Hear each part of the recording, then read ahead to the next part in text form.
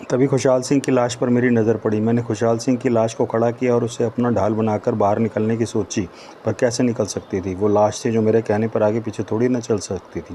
Captain, एक तेज़ निर्णय लेती मैं चीखी, तुम अकेले हो जिसने हमें उस पार तक विमान उड़ाकर ले जाना है। मैंने पायलट को बोला, मेरे निकलते ही कॉकपिट बंद कर लेना और फिर चाहे परले आ जाए दरवाज़ा नहीं खोलना। ओके? ओके, राजीव शाह ने सख्ती से जवाब दिया।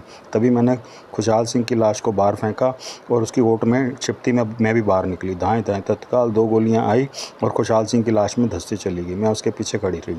मेरी रिवॉल्वर स्टॉकिंग में से निकलकर मेरे हाथ में पहुंच चुकी थी। तभी रिवॉल्वर राजीव शाह ने झपटकर कॉकपिट डोर भीतर से बंद कर लिया।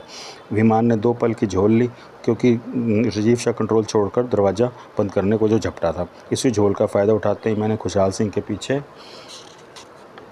छिपे छिपे ताबड़तोड़ फायरिंग शुरू कर दी। दाएं दाएं फायरिंग करते मैंने खुशहाल सिंह को सामने की तरफ धक्का दिया, फिर खुद फर्श पर औंधी लेटती चली गई पेट के बल।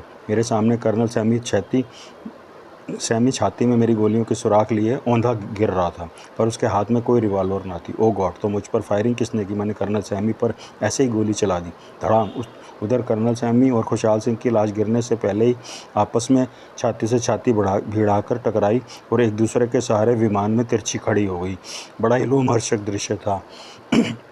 उड़ते विमान में 2 लाशें तिरछी एक दूसरे के सहारे खड़ी थी और विमान डामाडोल हो रहा था। कर्नल सैमी का चेहरा खुशहाल सिंह के कंधे पर रखा था और वो मुझे हैरत भरी निगाहों से देख रहा था।